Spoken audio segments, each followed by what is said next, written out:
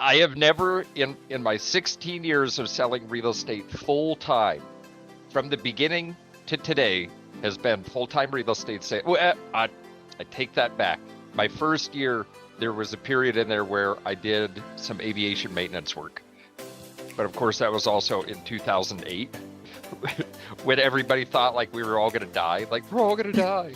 So well, that's what the news was saying too. Like, I don't know what's going to happen. Like, this is really bad.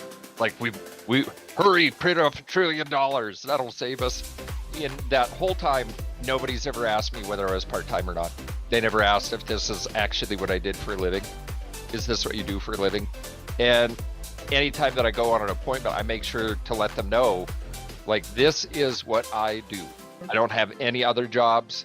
I am also a real estate investor, but I like do that on, like, you know, my free time, like, you know, or you know, as I'm like traveling around in real estate sales, like I find a deal and I'll pick a deal up. But you know, I'm in real estate. I do that full time.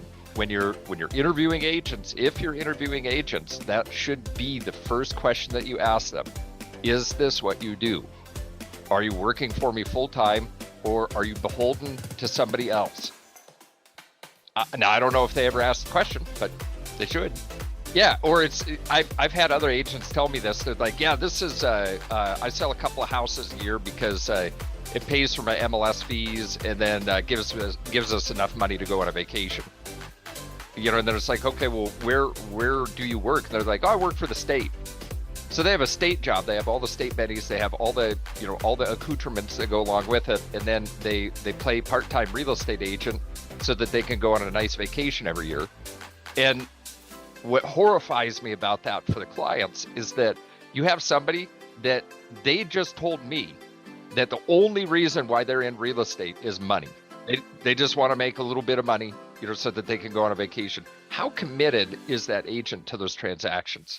Could you imagine if you were a stockbroker? How about a part-time stockbroker? Like, I got to get my money out of the stock market right now. You call them, I need to get my money out of the stock market. And it just goes to voicemail. And then they call you back and they tell you like, oh yeah, sorry, I was at my full-time job. Sorry about that. I've got to have my phone off. Well, in not only a big transaction, it is, in most cases, the people that we're dealing with, it is the largest dollar amount that they have ever dealt with on something that they are personally involved in up to that point, ever. So, and then usually they're like selling, you know, so they're selling a house and they're buying another one, and they're going to use the same part-time agent for both of them. So there are a lot of moving parts in there that need to be managed too. And you're going to count on a part-time agent that has a full-time job to do a good job of managing that, to make sure that all the timelines are met, you know, to make sure that nothing gets missed. Like, stuff comes up in real estate transactions. I mean, it's crazy to me. It's just crazy.